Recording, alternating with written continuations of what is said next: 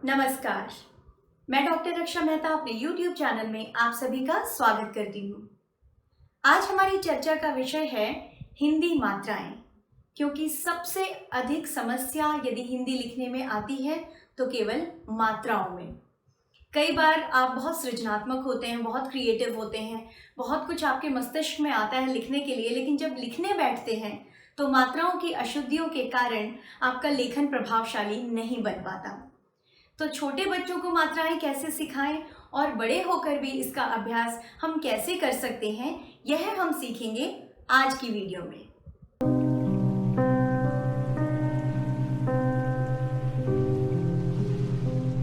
हिंदी मात्राएं।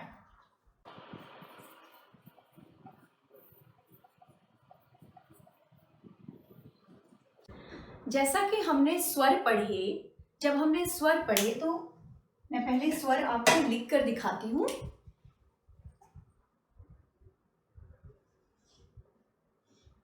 अ, आ, इ, ई, उ,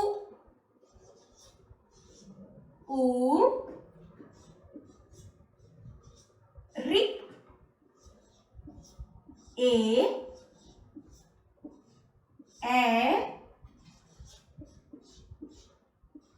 ओ,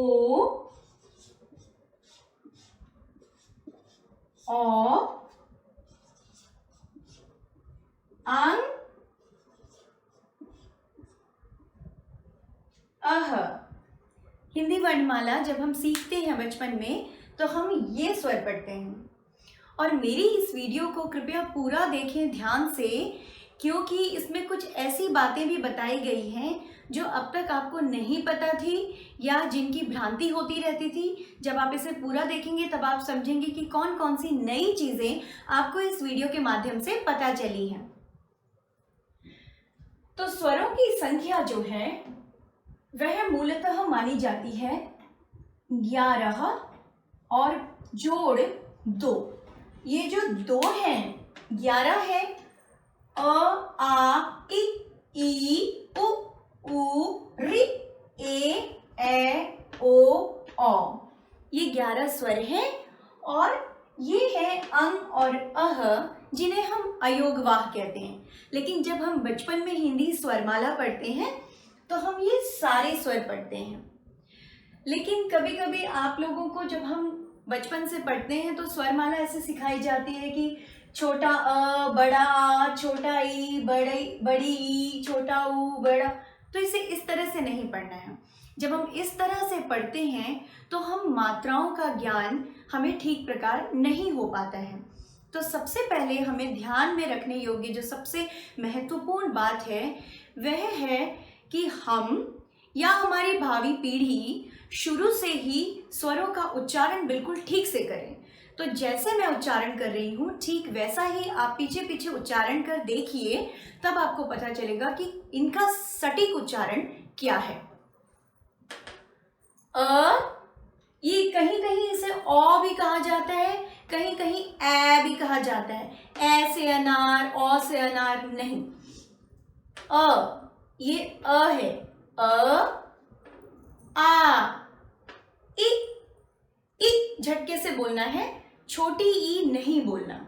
झटके से बोलना मतलब छोटी ही होती है, क्योंकि हम उसे कम समय में उसका उच्चारण करते हैं, इसलिए उसे हम ई,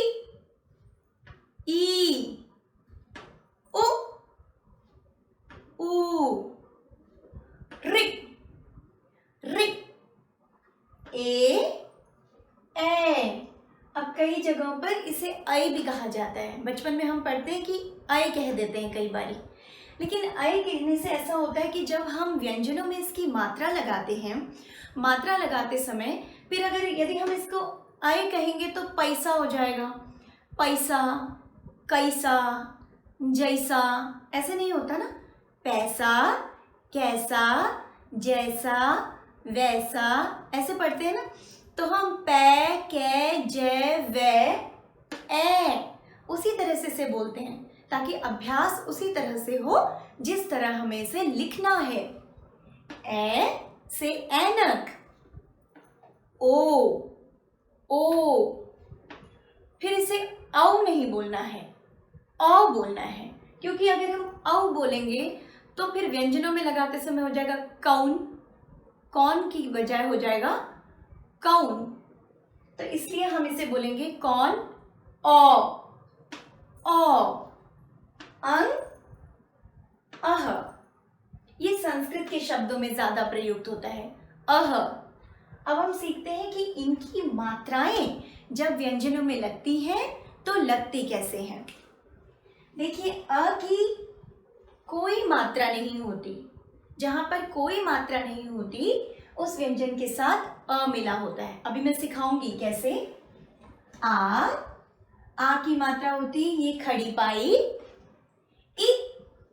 इक की मात्रा व्यंजन के इस तरफ से लगती है, उसके आगे से। ई व्यंजन के बाद लगती है ई की मात्रा। उ व्यंजन के नीचे लगती है उ की मात्रा। ऊ की मात्रा भी व्यंजन के पैर पर लगती है। रि की मात्रा भी व्यंजन के पैर पर लगती है। ए दो मात्राएं, ओ एक मात्रा, औ दो मात्राएं, अं और अह। अह में ये दो बिंदु लगते हैं इस तरह से। अब हम सीखेंगे कि ये मात्राएं हम व्यंजनों के साथ कैसे लगाते हैं। ठीक है, सारे व्यंजनों का उच्चारण कैसे करते हैं और कौन कौन से व्यंजन होते हैं, इन पर मेरी वीडियोस पहले से बन चुकी हैं। मैं उनका लिंक डिस्क्रिप्शन बॉक्स में लगा दूंगी, आप उन्हें सीख सकते हैं। तो सबसे पहला व्यंजन जो हमारी व्यंजन माला का है वह है क। तो क से इसको लेकर चलते हैं। जब हम अ लिखते हैं, जब हम क लिखते हैं और उसमें अ की, मैंने आपसे कहा, कोई मात्रा नहीं होती, तो क लिखेंगे तो कोई मात्रा हम नहीं लगाएंगे। अब लिखना है का। क, आ की मात्रा खड़ी पाई का। कि, क मात्रा उससे पहले कि, क, ई की मात्रा की। छोटा ई और बड़ा ई नहीं बोलना है। ई की। और उ की मात्रा व्यंजन के पैर में लगती है तो कु। ऊ की मात्रा भी व्यंजन के पैर पर लगती है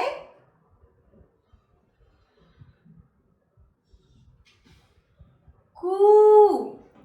छोटा ऊ बड़ा ऊ नहीं कहना, उ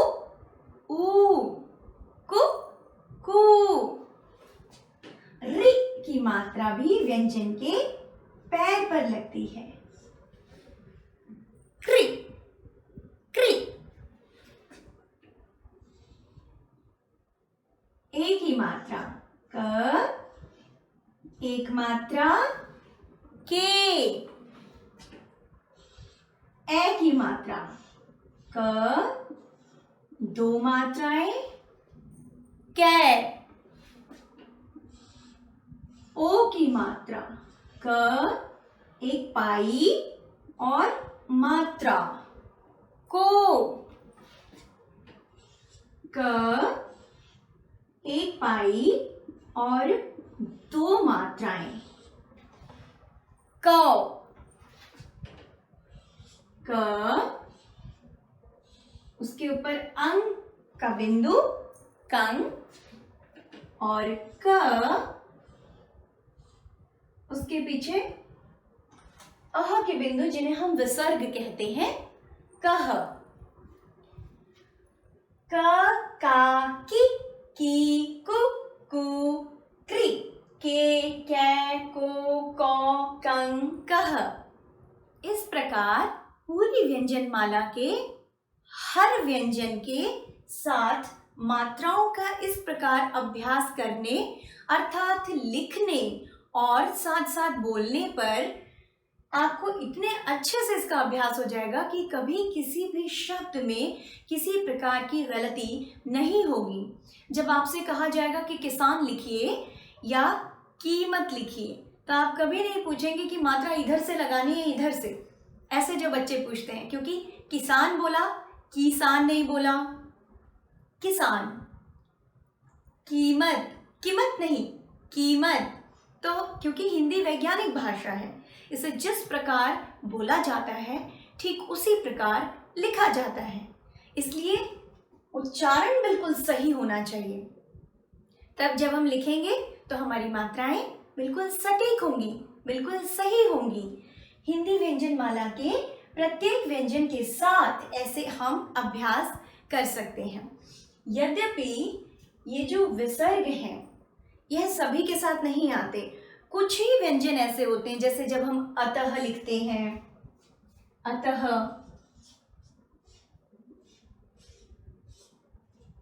ऐसे, या जब हम लिखते हैं प्रातः,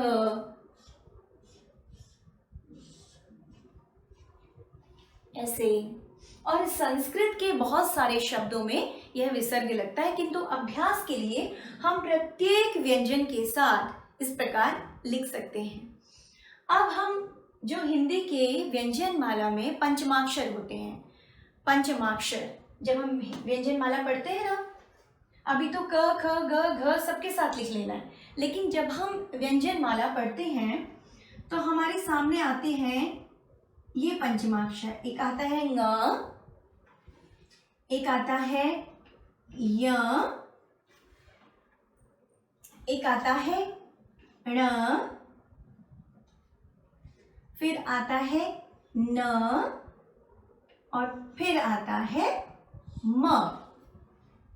तो जब हम ये मात्राएं सीखते हैं तो ङ और य के साथ सारी मात्राएं सीखने की आवश्यकता नहीं होती है, क्योंकि ङ ङ ङ ङ ङ ङ ये होता ही नहीं है, ठीक है। और दूसरा य में भी य या ङ करने की जरूरत नहीं है, क्योंकि ये भी ऐसे कभी प्रयुक्त नहीं होता है। लेकिन ण, न और म के साथ सीखना है, क्योंकि ण में जैसे मात्रा का प्रयोग होता है। अगर आप लिख रहे हैं अणु, अगर आप लिख रहे हैं मणि, अगर आप लिख रहे हैं वीणा, तो ण के साथ सीखना है। और न और म के साथ भी, जैसे नाम, मनु,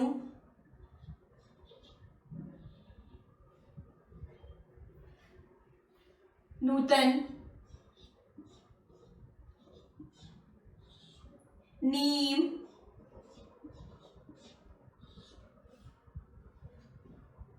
तो ये न के साथ भी सीखना है। और वैसे ही जो पंचमाक्षर है प वर्ग का म, उसके साथ भी सीखना ही पड़ता है, क्योंकि आप देखते हैं माल, मिल, मीठा, और इस प्रकार के अनेक शब्द इन 3 पंचमाक्षरों में बनते हैं, जबकि इन दोनों में नहीं बनते। तो इनके साथ आपको क, का, की, कु, क्री, के, को, कं, कह, इन दोनों के साथ सीखने की जरूरत नहीं है। इस प्रकार बाकी सबके साथ आप सीखिए। और जब हम व्यंजन माला की पुस्तक पढ़ते हैं तो उसमें ज्ञ तक ही व्यंजन होते हैं, जबकि उसके आगे भी श्र, जो व्यंजन माला में बच्चों की पुस्तक में नहीं मिलते, श्र, फिर ड़ और ढ़, श्र, ड़ और ढ़, ये 3 जो व्यंजन हैं इनके साथ भी हिंदी की मात्राएं लगाकर अभ्यास करना है, क्योंकि इनमें भी इन मात्राओं का प्रयोग होता है। जैसे श्र से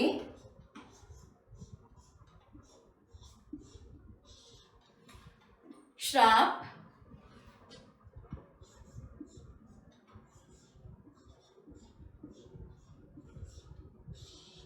श्रीमती, ड़ से पड़ा, पड़ी,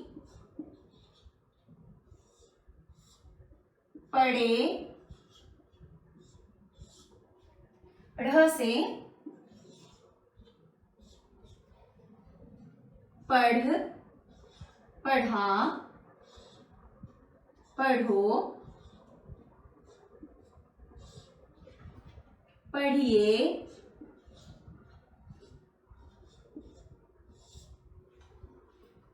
इत्यादि। अब तो इसलिए श्र, ड़ और ढ में भी ये सारी मात्राएं लगाकर अभ्यास करना है। इस प्रकार मात्राओं का अभ्यास करने से आप हिंदी का कोई भी शब्द बिना किसी गलती के लिख सकेंगे और आपकी जो सृजनात्मकता है आपके विषय के संबंध में, उस पर 4 चांद लगा सकेंगे। तो मैंने ये वीडियो इस उद्देश्य से बनाई कि बहुत छोटे बच्चे हैं, वे भी स्वरमाला का ढंग से उच्चारण कर, ढंग से इनकी जो है मात्राएं सीख कर, ढंग से प्रत्येक व्यंजन के साथ उनका प्रयोग कर सकें। और बड़े, उनको भी मैंने ये पंचमाक्षरों के जरिए और अधिक जो व्याख्या करके और विस्तृत रूप से इसीलिए समझाया है ताकि इस तरह की अशुद्धियां न हो। अब जो महत्वपूर्ण बात है वह यह है कि उ और ऊ हमने सीखा कि हमेशा व्यंजन के पैर में लगते हैं, किंतु हिंदी व्यंजन माला का एक व्यंजन है र, जिसमें कभी भी उ और ऊ की मात्रा उसके पैर पर नहीं लगती। देखिए, आप रु नहीं लिखते और रू, रू नहीं लिखते। ये बिल्कुल गलत प्रयोग हैं, लेकिन क्योंकि मैं पढ़ाती हूँ इसलिए किस तरह के अशुद्धियाँ विद्यार्थी करते हैं उन्हें मैं ध्यान में रखते हुए ही वीडियोस बनाती हूँ। तो मैं देखती हूँ कि कई बारी, क्योंकि ये अपवाद है, एक्सेप्शन, तो अपवाद है र, इसमें मात्रा उ और ऊ की इसके पेट पर लगती है। देखिए, रु और रू ऐसे लगती है। रुमाल,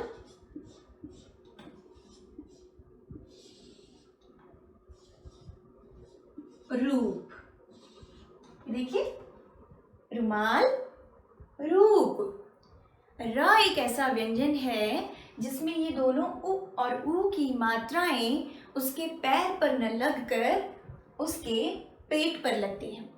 बाकी र में बाकी सारी मात्राएं ठीक उसी प्रकार लगती हैं जैसे यहाँ पर सिखाई गई हैं, बिल्कुल इसी तरह से। और फिर एक प्रश्न और उठता है कभी कभी कि री, ये देखिए है ना, और री,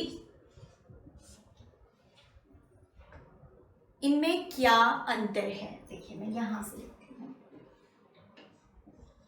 री तथा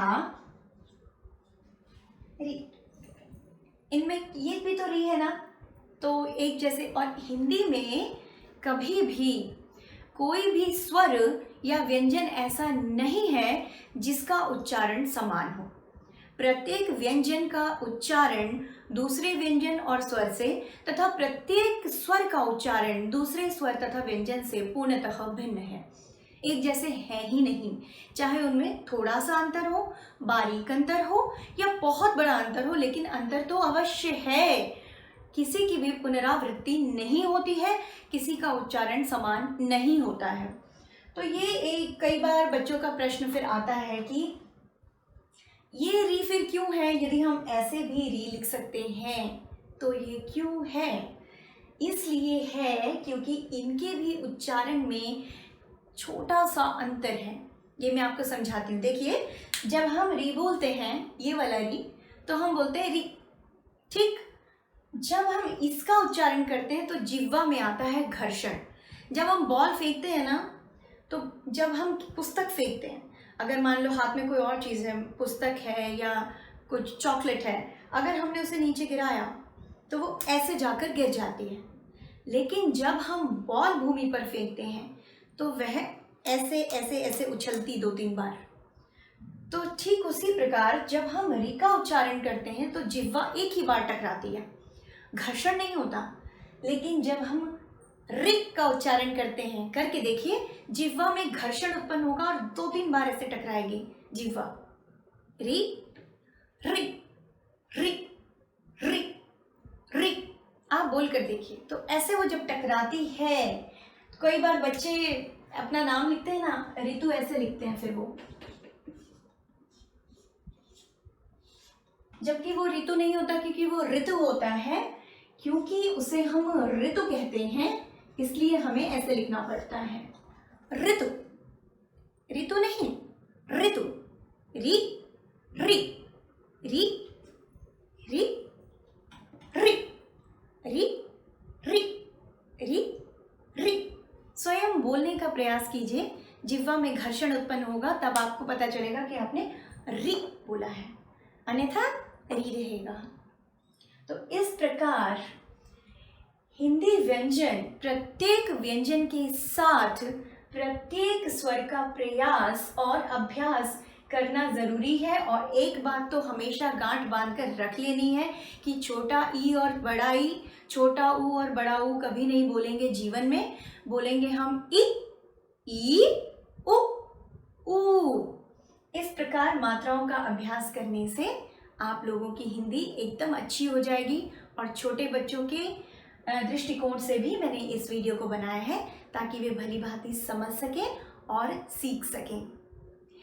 यदि आपको मेरी यह वीडियो ज्ञानवर्धक लगी हो तो कृपया इसे लाइक तथा शेयर करना न भूलें। और आपको मेरी इस वीडियो से क्या समझ में आया और इसके अलावा और हिंदी संबंधी किन किन विषयों पर आप मुझसे वीडियो चाहते हैं, कृपया अपनी रिक्वेस्ट या जो भी आप मुझसे वीडियो चाहते हैं हिंदी संबंधी, कृपया कमेंट बॉक्स यानी कि टिप्पणी बक्सा में लिखकर अवश्य बताएं। और मेरे चैनल को सब्सक्राइब करना न भूलें। हिंदी संबंधी अन्य ज्ञानवर्धक वीडियोस के साथ मैं आप सभी के समक्ष पुनः उपस्थित होंगी। तब तक सीखते रहिए, सिखाते रहिए। नमस्कार।